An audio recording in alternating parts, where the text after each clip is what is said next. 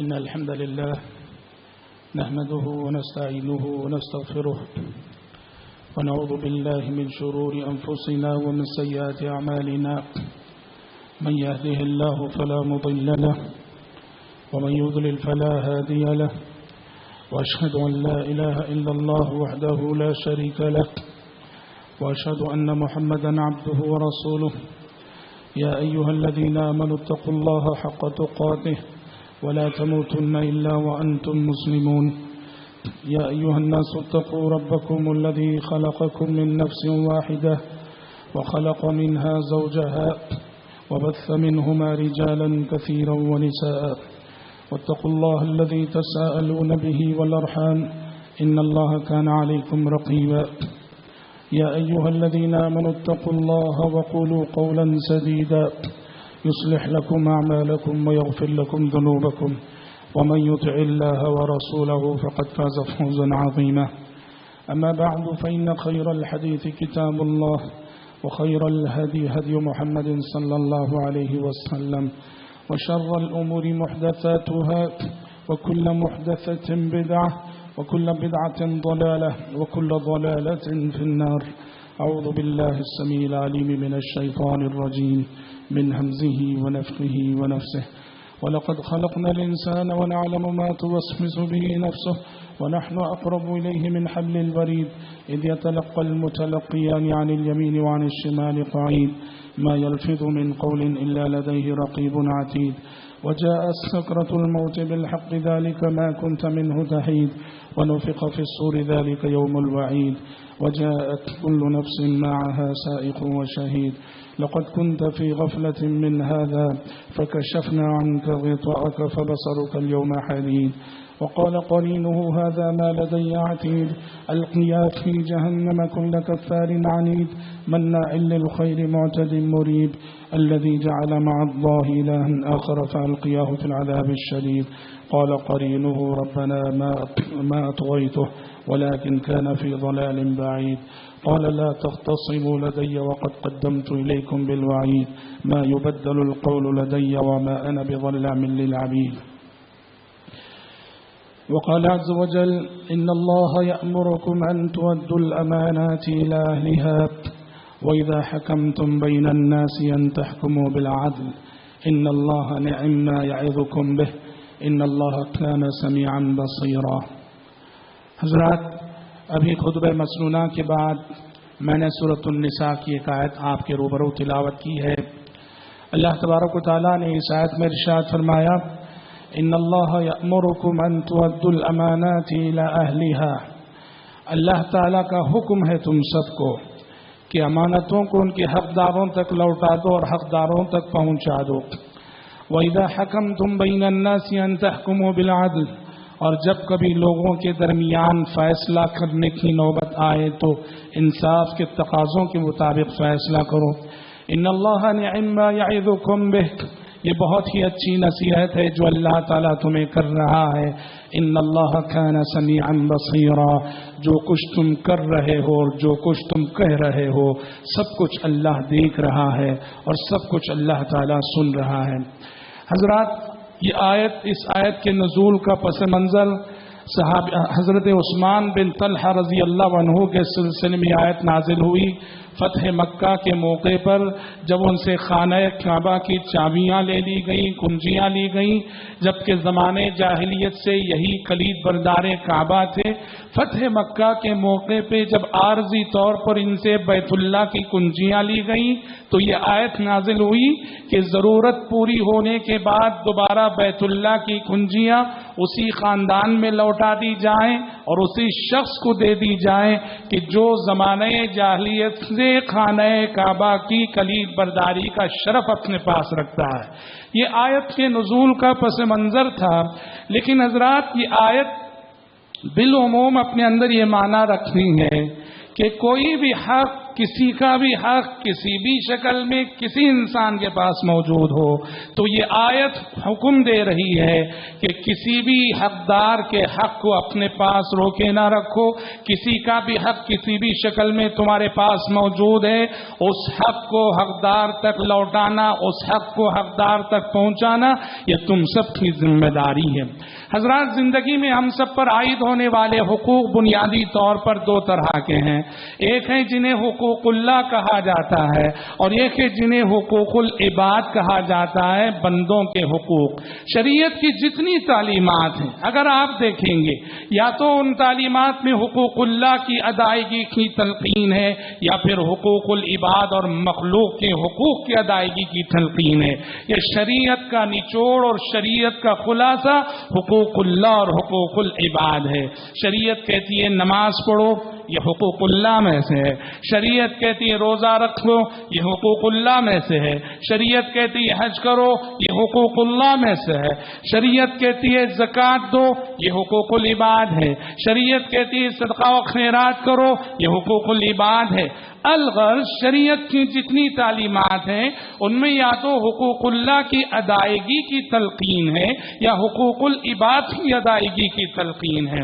اور دونوں ہی حق، چاہے وہ حقوق اللہ ہوں چاہے حقوق العباد ہوں، اپنی جگہ بڑی اہمیت کے حامل ہیں. لیکن حضرات، انسان کے آخرت کے انجام اور اخروی انجام کو مد نظر رکھ کر اگر دیکھا جائے تو حقوق اللہ کے مقابلے میں حقوق العباد کا معاملہ بڑا ہی سخت ہے. اللہ غفور الرحیم ہے، وہ بڑا معاف کرنے والا ہے، وہ بڑا درگزر کرنے والا ہے. بندہ اس کے حق میں جو غلطیاں کرتا ہے، بندہ اس کے حق میں جو کوتاہیاں کرتا ہے، رب العالمین اتنی ہی بڑی بخشش اور اتنی ہی وسیع مغفرت کے ساتھ بندے کا سامنا کرتا ہے. کل روز قیامت بڑے بڑے خطا کار بخشے جائیں گے، بڑے بڑے گنہگار بخشے جائیں گے، بڑے بڑے سیاہ کار بخشے جائیں گے. لیکن جہاں تک حقوق عباد کا معاملہ ہے، انسانوں کے پاس معاف کرنے کا حوصلہ کم ہوتا ہے. انسانوں میں بہت کم ایسے انسان ہوتے ہیں جو وسیع الظرف ہوتے ہیں، جن کا دل بہت بڑا ہوتا ہے. انسان جلدی معاف نہیں کرتا ہے. اور حقوق العباد کے سلسلے میں اللہ رب العالمین کا عام قانون یہ ہے کہ جب تک ظالم کو مظلوم معاف نہ کرے، جب تک ظالم کو مظلوم معاف نہ کرے، اللہ کا عام قانون یہ اس وقت تک رب العالمین بھی ظالم کو معاف نہیں کرتا.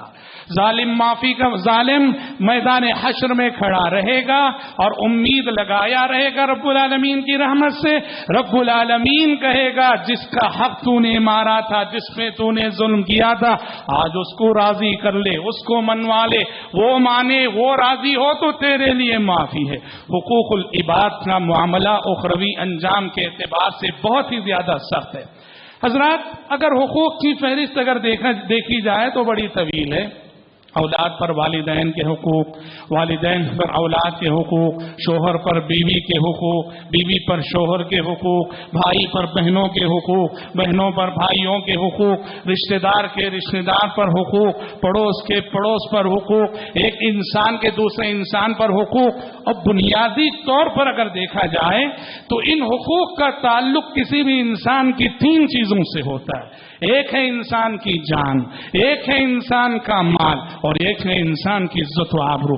حق تلفی جب بھی ہوتی ہے، کوئی کسی پہ جب بھی ظلم کرتا ہے، ظلم کی یہی تین شکلیں عموماً ہوتی ہیں. یا تو اس نے اس کی جان پہ حملہ کیا ہے، یا اس کے نفس پہ حملہ کیا ہے، اس کی ذات پہ حملہ کیا ہے، یا تو اس نے اس کا مال لوٹا ہے، یا پھر اس نے اس کی توہین کی، اس کی عزت پہ حملہ کیا ہے. اسی لیے جس سماج اور معاشرے میں انسانوں کی یہ تین چیزیں محفوظ ہو وہ معاشرہ بالکل پرامن معاشرہ کہلاتا ہے.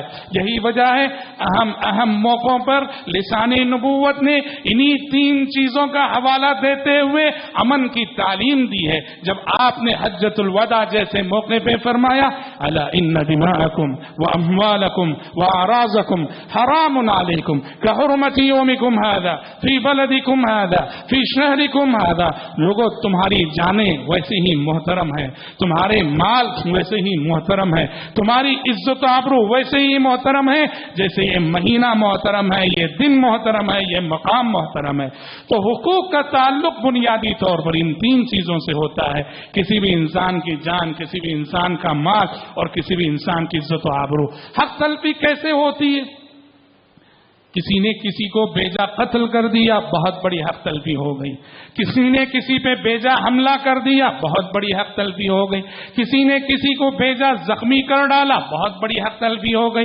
کسی نے کسی کو ناحق مارا, بہت بڑی حق تلفی ہو گئی. کسی نے کسی کو ناحق ڈانٹا, بہت بڑی حق تلفی ہو گئی. کسی نے بیجا ناحق کسی پہ غصہ کیا, بہت بڑی حق تلفی ہو گئی. کسی نے قرض لیا اور واپس دینے کے لیے ستارا, بہت بڑی حق تلفی. کسی نے کسی کے مال کو ہڑپ کر لیا, بہت بڑی حق تلفی ہو گئی. کوئی کسی کا حق میراث نہیں دے رہا ہے, بہت بڑی حق تلفی ہو گئی. کوئی کسی کی تحقیر کرتا ہے, حق تلفی ہو رہی ہے. کوئی کسی کی تذلیل کرتا ہے, حق تلفی ہو رہی ہے. کوئی کسی کی ناحق بے عزتی کر رہا ہے, حق تلفی ہو رہی ہے. کوئی کسی کی غیبت کرتا ہے, حق تلفی ہو رہی. الغرض یہ سب ظلم کی وہ صورتیں ہیں جہاں ہم میں سے ایک انسان دوسرے انسان کا حق مارتا ہے, جہاں ہم میں سے ایک انسان دوسرے انسان کا حق مارتا ہے. اور بھائیوں, چاہے آپ کسی کی عزت پہ حملہ کریں, چاہے ہم کسی کے مال پہ حملہ کریں, چاہے ہم کسی کی جان پہ حملہ کریں, بڑی بھاری قیمت اس کی چکانی پڑے گی. اور یہ اتنا اہم معاملہ ہے حشر کی عدالت میں, رب العالمین کی عدالت میں, کہ پیارے نبی نے فرمایا وہ شہید اللہ اکبر جس نے اللہ کی راستے میں اپنی جان کا نذرانہ پیش کیا ہے, اللہ کی راستے میں شہادت اس نے پائی ہے. پیارے نبی نے فرمایا یغفر للشہید کل ذنب, یغفر للشہید کل ذنب الا الدین, کہ جب انسان اللہ کے راستے میں شہادت پاتا ہے, اللہ کے راستے میں قتل کیا جاتا ہے, اللہ کے راستے میں اس کا خون بہا دیا جاتا ہے, اس کے سارے گناہ معاف ہوتے ہیں سوائے قرض کے, سوائے قرض کے. اللہ کے راستے میں جان کا نذرانہ پیش کر کے بھی اس نے جو لوگوں سے قرض لیا تھا یہ کبھی معاف نہیں ہونے والا الا الدین. سوچو, اللہ کے راستے میں شہادت پا کر بھی یہ بندوں کا حق اگر معاف نہیں ہو رہا ہے تو دوسرا کون ہے جو بندوں کے حقوق کو لے کر حشر کے میدان میں کھڑا ہو اور معافی کی امید رکھ سکتا ہو؟ اس لیے پیارے نبی نے فرمایا, کہا کہ حقیقی معنوں میں مفلس, حقیقی معنوں میں کنگال, حقیقی معنوں میں فقیر, حقیقی معنوں میں مسکین, حقیقی معنوں میں غریب تو یہ شخص ہے, دنیا کا مفلس مفلس نہیں. آپ نے پوچھا اتدرون من المفلس, صحابہ سے پوچھا جانتے ہو مفلس کسے کہتے ہو؟ صحابہ نے مفلس کے جو عام معنی ہیں اس معنی کو سامنے رکھ کے جواب دیا, المفلس فینا من لا درہم له ولا متاع. کہا کہ اللہ کے نبی مفلس وہ ہے جس کے پاس درہم نہ ہو, کوئی ساز و سامان نہ ہو, وہ مفلس ہے. پیارے نبی نے فرمایا میری امت کا مفلس وہ ہے الذی یأتی بصلاۃ وصیام وزکات, میری امت کا مفلس وہ ہے جو کل حشر کی عدالت میں ڈھیر ساری عبادتیں لے کے آیا ہے, دنیا میں صف اول کا نمازی رہا, دنیا میں نفل روزوں کا پابند رہا, دنیا میں وقت پہ زکات نکالتا رہا, لیکن وَيَأْتِي وَقَدْ شَتَمَ هَذَا وَضَرَبَ هَذَا وَسَفَكَ دَمَ هَذَا. وہ دنیا میں اپنی نیکیوں کے ساتھ ساتھ اس نے بندوں پر بڑے ستم ڈھائے تھے, کسی کو کبھی گالی دی تھی, کبھی کسی کو برا بھلا کہا تھا, کبھی ناحق کسی کا خون بہایا تھا, کبھی کسی کا ناحق قتل کیا تھا. یہ سارے حقدار کھڑے ہو جائیں گے, یہ سارے حقدار کھڑے ہو جائیں گے. جس کو گالی دیا تھا آج وہ اپنا حق مانگ رہا ہے, جس کا پیسہ دبایا تھا آج وہ اپنا حق مانگ رہا ہے, جس کی ناحق توہین کی تھی آج وہ اپنا حق مان رہا ہے, جس کو ناحق ڈرایا تھا آج وہ اپنا حق مان رہا ہے, جس کو دنیا میں ناحق دھمکیاں دی تھی آج وہ اپنا حق مانگ رہا ہے, جس کی جان پہ ناحق حملے کیے تھے آج وہ اپنا حق مان رہا ہے. حقدار سب کھڑے ہو گئے ہیں اور دینے کے لیے نہ درہم ہے, نہ دینار ہے, نہ ساز و سامان ہے. اور حشر کی عدالت میں فیصلہ ہوگا کہ اس کی اچھائیاں لے لی جائیں، اچھائیاں بانٹ دی جائیں۔ اس نے جو نمازیں پڑھی، اس نے جو روزے رکھے، اس نے جو زکوٰۃ دی، اس نے جو صدقہ و خیرات کیا، اب وہ نمازیں اس کی نہ رہیں، وہ حقداروں کی ہو گئی۔ اس کے روزے اس کے نہ رہے، حقداروں کے ہو گئے۔ اس کی زکوٰۃ اس کی نہ رہی، اس کا اجر و ثواب حقداروں میں بٹ گیا۔ اچھا، نیکیاں ختم ہو گئی، ابھی حقوق باقی ہیں۔ نیکیاں ختم ہو گئی، ابھی حقوق باقی ہیں۔ کہا جائے گا کہ ان کے گناہ لے لو، جن حقداروں کے حقوق باقی ہیں ان کے گناہ لے لو اور اس کے سر پہ ڈال دیے جائیں۔ اللہ اکبر! کتنا بڑا گھاٹا ہے، کتنا بڑا خسارہ ہے۔ دنیا میں جو لوگ حطام دنیا کے لیے لوگوں کو ستاتے ہیں، متاع دنیا کے لیے لوگوں کو دھوکہ دیتے ہیں، حطام دنیا کے لیے لوگوں کے ساتھ بے ایمانی کرتے ہیں، دنیا کی حقیر متاع کے لیے لوگوں کو تکلیفیں دیتے ستاتے ہیں، انہیں کل حشر کی عدالت میں کتنی بھاری قیمت چکانی ہوگی، کتنی بھاری قیمت چکانی ہوگی، نیکیوں کی شکل میں، حسنات کی شکل میں۔ حضرات، اسی لیے شریعت کی تعلیم ہے، دنیا سے جانے سے پہلے، دنیا سے رخصت ہونے سے پہلے اپنا جائزہ لے لو۔ تنہائیوں میں بیٹھ کے کبھی سوچو، کیا میں نے کبھی کسی کو ستایا ہے؟ کیا مجھ پر کسی کا حق واجب ہوتا ہے؟ میں نے کس کس کی حق تلفی کی ہے؟ میں نے کس کس کا حق مارا ہے؟ میں نے کس کس کی غیبت کی ہے؟ میں نے کس کس کی ناحق تذلیل کی ہے؟ کبھی تنہائیوں میں بیٹھ کے جائزہ لے لو، فہرست بناؤ جن کی حق تلفی ہوئی ہے اور جاؤ معافی مانگو۔ پیارے نبی نے کہا، من کان له مظلمة لأخيه، من کان له مظلمة لأخيه في عرضه أو شيء فليتحلل منه قبل يوم القيامة۔ آپ نے فرمایا، اگر تم نے اپنے کسی بھائی پہ دنیا پہ ظلم کیا ہے، چاہے اس کی توہین کر کے، اس کی بے عزتی کر کے، یا کسی بھی شکل میں اس کا حق مار کر ظلم کیا ہے، تو روز قیامت آنے سے پہلے، اپنی آنکھ کے بند ہونے سے پہلے، سانسوں کا سفر ختم ہونے سے پہلے، فَلْيَتَحَلَّلْ مِنْهُ، جاؤ اور جا کر ابھی معافی مانگ لو، ابھی بری ہو جاؤ، ورنہ کیا ہوگا؟ وہی ہوگا کہ حسنات کی شکل میں، نیکیوں کی شکل میں یہ چیزیں ادا کرنی پڑیں گی۔ ایک اور حدیث میں آپ نے فرمایا، لَتُؤَدُّنَّ الْحُقُوقَ إِلَىٰ أَهْلِهَا يَوْمَ الْقِيَامَةِ حَتَّى يُقَاتَ لِلشَّاةِ الْجَلْحَاءِ مِنَ الشَّاةِ الْقَرْنَاءِ۔ آپ صلی اللہ علیہ وسلم نے فرمایا، روز قیامت تم ضرور بضرور حقداروں کو ان کے حق ادا کرو گے، حقداروں کو تمہیں ان کے حق ضرور بضرور لوٹانے پڑیں گے، اس لیے کہ روز قیامت ایسا انصاف ہونے والا ہے کہ دنیا میں سینگ والی بکری نے بے سینگ والی بکری کو ستایا ہوگا، بے سینگ والی بکری کو مارا ہوگا، تو اس سینگ والی بکری کا بدلہ روز قیامت بے سینگ والی بکری کو دلایا جائے گا۔ ایسا بے لاگ عدل و انصاف رب العالمین کا ہونے والا۔ یہی وجہ حضرات، پیارے نبی، آپ کے عدل و انصاف کا کیا کہنا؟ آپ صلی اللہ علیہ وسلم سے کبھی ظلم ہو جائے کوئی تصور نہیں کر سکتا، آپ سے کبھی کسی کو تکلیف ہو جائے کوئی تصور نہیں کر سکتا، آپ صلی اللہ علیہ وسلم سے کبھی حق تلفی ہو جائے کوئی سوچ بھی نہیں سکتا، لیکن پیارے نبی صلی اللہ علیہ وسلم نے اپنی امت کو پیغام دینے کے لیے کہ حقوق کا معاملہ کتنا اہم ہے، حقوق کا معاملہ کتنا سخت ہے، زندگی کے آخری ایام تھے، زندگی کے آخری ایام تھے، پیارے نبی صلی اللہ علیہ وسلم منبر پہ کھڑے ہیں اور صحابہ کرام رضوان اللہ علیہم اجمعین موجود ہیں، سب کے سامنے آپ صلی اللہ علیہ وسلم اللہ سے دعا کرتے ہیں، کہتے ہیں اللہم انما انا بشر، اے اللہ میں ایک انسان ہوں، میں ایک انسان ہوں، میرے بھی بشری تقاضے ہیں، فَأَيُّمَا امْرِئٍ مُسْلِمٍ سَبَبْتُهُ لعنته أو جلدته فاجعله له صلاة وزكاة وقربة تقربه بها إليك يوم القيامة۔ اے اللہ، زندگی میں اگر میں نے کسی مسلمان کو برا بھلا کہا ہے، زندگی میں میں نے اگر کسی مسلمان پہ لعنت بھیجی ہے، زندگی میں میں نے اگر کسی مسلمان کو کوڑا لگایا ہے، تو پروردگارا میرے اس برا بھلا کہنے کو اس کے حق میں تیری رحمت کے حصول کا ذریعہ بنا دے، میرے اس کوڑا لگانے کو تیرے تقرب کے حصول کا ذریعہ بنا دے۔ غور کیجیے، پیارے نبی نے اگر کسی پہ غصہ کیا ہے ناحق نہیں کیے ہوں گے.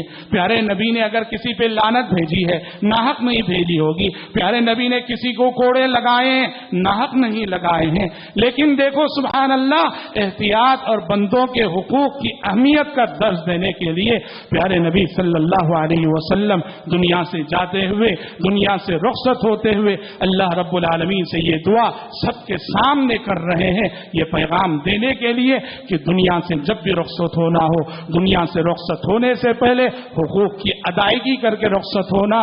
ہرگز دنیا سے سفر آخرت پہ اس حال میں روانہ نہ ہونا کہ لوگوں کے حقوق تمہارے سے جڑے ہوئے ہوں.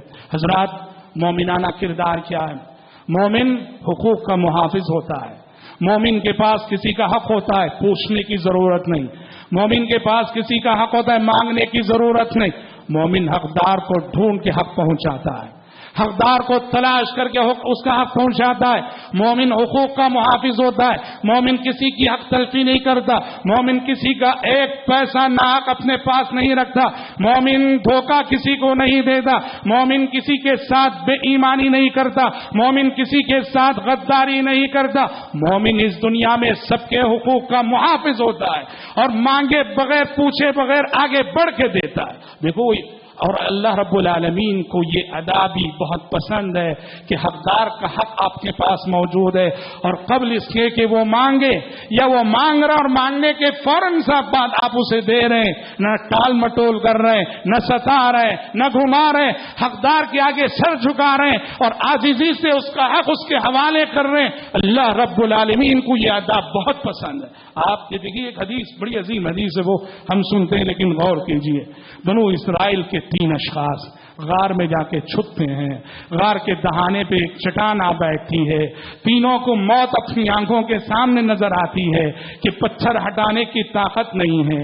اب تینوں نے مل کے یہ طے کیا ہماری زندگی کی کوئی نیکی ہی آج ہمیں نجات دلا سکتی ہے، زندگی کا کوئی بڑا عمل ہمیں بچا سکتا ہے. آپ کو معلوم ہے، 10 بار آپ نے حدیث سنی، تینوں نے اپنی زندگی کی بڑی سی بڑی نیکی کو یاد کر کے اس کے واسطے سے دعا کی، اس کے وسیلے سے مانگا. تینوں میں ہر ایک کی دعا قبول ہوئی اور ہر ایک کی دعا کے بعد چٹان تھوڑی تھوڑی ہٹتی گئی، یہاں تک کہ ان تینوں کے لیے نکلنا ممکن ہوا. اس میں سے ایک شخص کی دعا کیا تھی؟ ایک شخص نے کہا، پروردگارا، میرے پاس ایک مزدور تھا جو میرے پاس کام کیا کرتا تھا. مزدوری کی اس نے، کام کیا اس نے، محنت کی اس نے، اور اپنی اجرت لیے بغیر کہیں چلا گیا. اس کی اجرت میرے پاس باقی رہ گئی، اس کی تنخواہ میرے پاس باقی رہ گئی، تنخواہ لیے بغیر چلا گیا.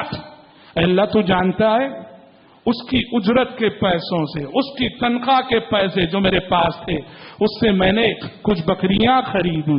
ان بکریوں کی پرورش کرتا رہا یہاں تک کہ وہ بکریاں ایک ریوڑ کی شکل اختیار کریں، بڑا ریوڑ بن گیا.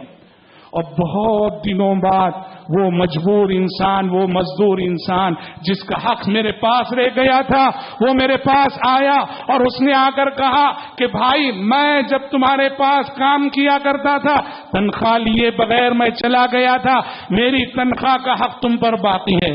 پروردگار عالم تو جانتا ہے، جب اس نے مجھے اپنے حق کی یاد دلائی، میں نے ٹال مٹول نہیں کیا، میں نے فوراً کہا، اللہ کے بندے، یہ بکریوں کا جو ریوڑ دیکھ رہا، یہ سارا ریوڑ تیرا ہی، یہ سارا ریوڑ تیرا ہی ہے. اس نے کہا، میری تنخواہ تو بہت چھوٹی موٹی تھی، یہ ریوڑ کیسے میرا ہو جائے گا؟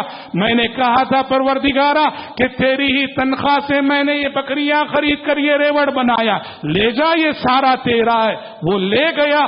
پروردگارا، اگر میری یہ ادا، میرا یہ عمل، میری یہ نیکی تجھے پسند آئی ہے، آج اس نیکی کے وسیلے سے دعا کرتا ہوں، مانگتا ہوں، اس مشکل سے نکلنے کی راہ پیدا فرما دے. پیارے نبی کیا کہتے ہیں؟ چٹان ہٹ گئی. دیکھو، مومنانہ کردار یہ ہوتا ہے. مومن کبھی حقدار کو اس کا حق دینے میں ستاتا نہیں، ٹال مٹول کرتا نہیں، حقدار کے سامنے سر جھکاتا ہے، حقدار کے سامنے عاجزی اختیار کرتا ہے. منافقانہ کردار کیا ہے؟ منافقانہ کردار ہے غنڈہ گردی. غنڈہ گردی، ہاں، دوسروں کا حق مارنا، دوسروں کا حق دبانا، دوسرے حقدار کو ستانا، حقدار کو ڈرانا، حقدار کو دھمکیاں دینا. ہمارے بنگلور کی انویسٹمنٹ کمپنیوں کے بعض مالکان کا رویہ لوگوں کا پیسہ دبائے ہوئے، اور آپ اپنا پیسہ لینے کے لیے جاؤ، غنڈوں کے ذریعے سے آپ کا استقبال ہو رہا ہے. غنڈے انہوں نے مقرر کر رکھے، آپ جا رہے اپنا پیسہ لینے کے لیے، اپنی محنت کی کمائی لینے کے لیے، جو انہوں نے انویسٹمنٹ کے نام پہ جو ہے آپ سے لوٹی ہے. اور آج آپ جب اپنا پیسہ لینے کے لیے جا رہے ہیں، غنڈوں کے ذریعے آپ کو دھمکایا جا رہا ہے. یہ بے حیائی کا کردار ہے، یہ بالکل تھرڈ کلاس کا کردار ہے، یہ بے شرمی کا کردار ہے، یہ منافقانہ کردار ہے. دنیا میں ڈرا لو، دنیا میں دھمکا لو، حشر کی عدالت میں کہیں تم بچ کر جا نہیں سکتے ہیں. حقدار کبھی مجبور ہوتا ہے، حقدار کبھی بے بس ہوتا ہے، حقدار بڑا مسکین ہوتا ہے، حقدار بڑا منہ مرا ہوتا ہے. اور یہ جو ظالم اور جابر ہے، اثر و رسوخ والا ہوتا ہے. اس کے پاس گنڈے ہیں، اس کے پاس اثر و رسوخ ہے، اس کے پاس سیاسی اثر و رسوخ ہے. اب وہ اپنے اثر و رسوخ کو استعمال کر کے حقدار کو ڈراتا ہے. پیارے نبی نے فرمایا، کہا کہ مشہور حدیث ہے، آپ نے فرمایا کہ لوگوں تم میں سے دو شخص میری خدمت میں آتے ہیں، مسئلہ لے کے آتے ہیں. ایک زمین کا مسئلہ ہے، یہ کہہ رہا ہے کہ میری زمین ہے، وہ کہہ رہا ہے کہ نہیں زمین میری ہے. پیارے نبی فرماتے ہیں زمین واقعی معنوں میں جس کی ہے، جو واقعی حقدار ہے، بیچارہ منہ مرا ہے، اسے بولنا نہیں آ رہا ہے، اپنے دعوے کو ثابت کرنا نہیں آ رہا ہے. لیکن یہ جو جھوٹا شخص ہے نا، ظالم، بڑا چرب زبان ہے، بڑا چرب زبان ہے.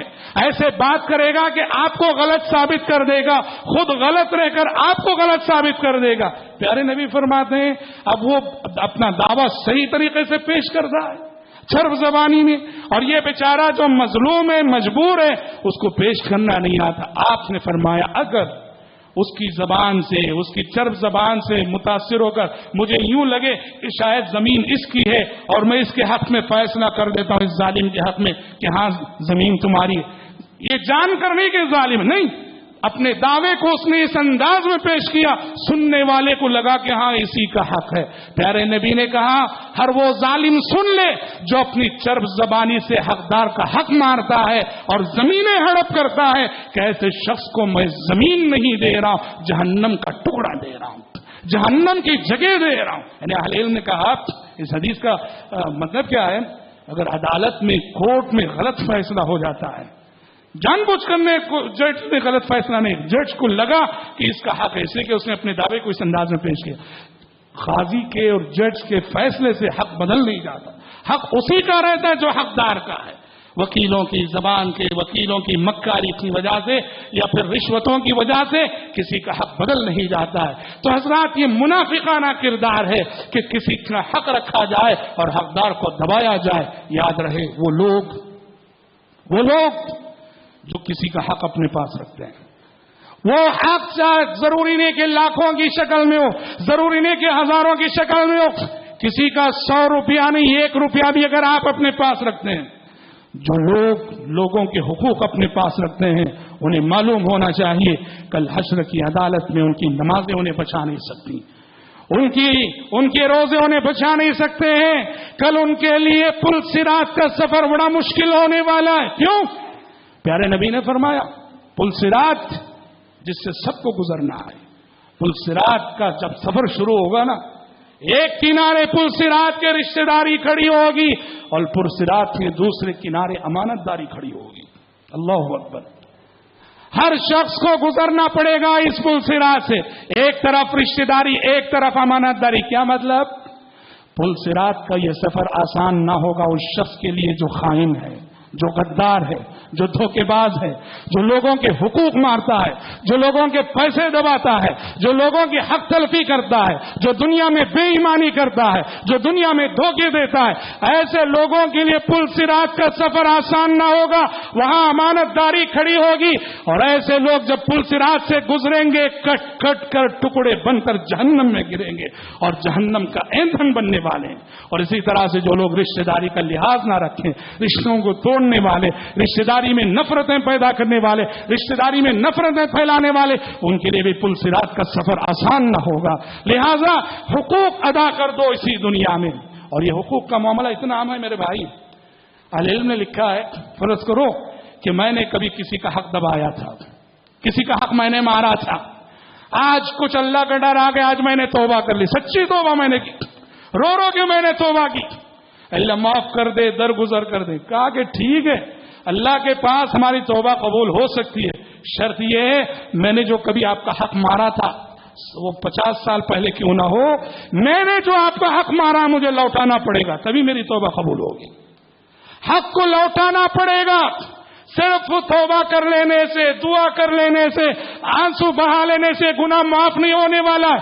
میں نے آپ کی زمین ہڑپ کی تھی، مجھے وہ زمین لوٹانی پڑے گی، اور میں نے آپ کا پیسہ ناحق طریقے سے دبایا تھا، وہ پیسہ لوٹانا پڑے گا۔ میں نے آپ کی غیبت کی تھی، آپ کی تذلیل کی تھی، آپ کی توہین کی تھی، مجھے آپ کے سامنے آ کے معافی مانگنی پڑے گی، معاف کر دو بھائی، فلاں وقت میں نے آپ کو دکھ دیا تھا، فلاں وقت میں نے آپ کو ستایا تھا، فلاں وقت میں نے آپ کی تذلیل کی، فلاں وقت میں نے آپ کی غیبت کی، معاف کر دیجئے، مجھے آپ کے سامنے آ کے عاجز ہو کے معافی مانگنی پڑے گی، تبھی توبہ قبول ہوگی۔ ہاں، عزت آبرو کے مسئلے میں اہل علم نے لکھا ہے اگر آپ کو لگتا ہے کہ جس شخص کی توہین آپ نے کی، بے عزتی کی، آج وہ آپ کو مل نہیں رہا ہے، کہاں ہے نہیں معلوم ہے، یا بتانے کی صورت میں بات بننے کے بجائے بگڑنے کی امکانات ہیں، تو اہل علم کہتے ہیں جن لوگوں کے سامنے کبھی بے عزتی کی تھی، جن لوگوں کے سامنے اس کی توہین کی تھی، انہی لوگوں کے سامنے اس کا ذکر خیر کر دینا چاہیے، اس کی تعریف کر دینی چاہیے، اس کی نیک صفات کا تذکرہ کر دینا چاہیے۔ تو توبہ بھی حقوق العباد کا مسئلہ ایسا ہے، آپ رو رو کے سجدے میں اپنی پیشانی رگڑ رگڑ کے بھی معافی مانگیں گے، جب تک حقدار کا حق نہیں لوٹائیں گے آپ کی اور میری توبہ اللہ کے پاس قبول نہ ہوگی۔ حقوق کا معاملہ بڑا ہی حساس معاملہ ہے، بڑا ہی نازک معاملہ۔ اللہ رب العالمین کہتا ہے جو حق لوگوں کے حقوق مار کے آتا ہے، ایسے ظالم سے کل میں بات کروں گا، مظلوم کے لیے ایسے ظالم سے میں لڑوں گا۔ اللہ اکبر۔ ثلاثۃ انا خصمهم یوم القیامہ، ثلاثۃ انا خصمهم یوم القیامہ۔ اللہ نے حدیث قدسی 3 لوگ ایسے ہیں ان کا حریف میں رہوں گا، انہیں مجھے جواب دینا پڑے گا، میں ان سے پوچھوں گا کون ہے؟ اس میں سے ایک فرمایا وَرَجُلٌ اسْتَأْجَرَ أَجِيرًا فَاسْتَوْفَىٰ مِنْهُ وَلَمْ يُوَفِّهِ أَجْرَهُ۔ کہا کہ ایک مزدور کو کام پہ رکھا تھا، کام تو پورا لے لیا، بیچارہ پسینہ بہایا ہے اور اس کی اجرت تم نے پوری ادا نہیں کی۔ یاد رکھو کمزوروں کو مت ستاؤ۔ جو اصحاب اسر و رسوخ ہیں وہ ڈرا دھمکا کے اپنے حق نکال لیتے ہیں، جو بیچارے کمزور ہیں، منہ مرے ہیں، وہ نہ آپ کو ڈرا سکتے ہیں نہ آپ کو دھمکا سکتے ہیں، وہ آپ سے آ کے بس التجا ہی کر سکتے ہیں۔ ایسے کمزوروں کی کمزوری کا اور مجبوری کا غلط فائدہ مت اٹھاؤ، غلط فائدہ مت اٹھاؤ۔ یاد رکھو زندگی میں کمزوروں کو ستانے والا، کمزوروں کو دکھ دینے والا، مجبوروں کو ستانے والا اور دوسروں کی چین و سکون سے کھلواڑ کرنے والا خود اپنی ذاتی زندگی میں اور اپنی فیملی لائف میں کبھی سکون نہیں دیکھ سکتا۔ جو دوسروں کے سکون سے کھلواڑ کرتا ہے، جو دوسروں کی زندگی کو برباد کرتا ہے، دوسروں کو برباد کر کے اس دنیا میں کبھی کوئی آباد نہیں ہوا ہے۔ دوسروں کو برباد کرنے والا نہ صرف وہ خود کو برباد کرتا ہے، وہ آنے والی اپنی نسلوں کو بھی برباد کرتا ہے، لقمہ حرام کھلا کر۔ لمحوں نے خطا کی، صدیوں نے سزا پائی، یہ اللہ تبارک و تعالیٰ کا قانون ہے۔ اسی لیے مومنانہ کردار کے خلفاء اسلام جب وہ خلافت کی ذمہ داری سنبھالتے تھے تو اپنے پہلے خطاب میں جو جملے کہتے تھے اس میں جملہ یہ ہوتا تھا کہ القوی منکم الضعیف حتی آخذ منہ الحق، تم میں سے جو طاقتور ہے وہ میرے نزدیک کمزور ہے جب تک کہ لوگوں کے حقوق جو اس کے پاس ہیں میں واپس لے کے نہ دلا دوں۔ تم میں سے جو طاقتور ہے وہ میرے نزدیک کمزور ہے جب تک کہ لوگوں کے حقوق میں اس سے نہ لے لوں۔ والضعیف منکم القوی، اور تم میں سے جو کمزور ہے وہ میرے نزدیک طاقتور ہے کہ اس کا حق میں دلا کر رہوں گا۔ ضعیف کمزور حقدار خود کو کمزور نہ سمجھے، اور ظالم طاقتور خود کو طاقتور نہ سمجھے. ظالم طاقتور رہ کر بھی کمزور ہے اور مظلوم کمزور رہ کر بھی طاقتور ہے.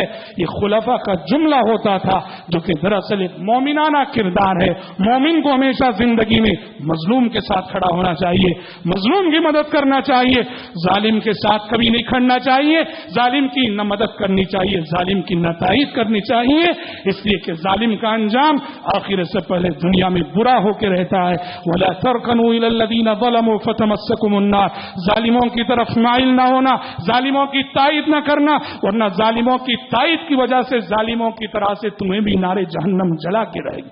رب العالمین سے دعا ہے کہ پروردگار عالم ہم سب کو, آپ سب کو دنیا میں مظلوم کا ساتھ دینے اور مظلوم کے ساتھ کھڑے ہونے کی توفیق عطا فرمائے. اللہ رب العالمین ہر قسم کے چھوٹے بڑے ظلم اور ہر قسم کی چھوٹی بڑی حق تلفی سے اللہ ہم سب کی آپ سب کی حفاظت فرمائے. آمین. بارک اللہ لنا ولکم فی القرآن العظیم ونفعنا وإياكم بما فيه من الآیات والذکر الحکیم. انه تعالی جواد کریم ملک بر رؤوف رحیم رب حلیم.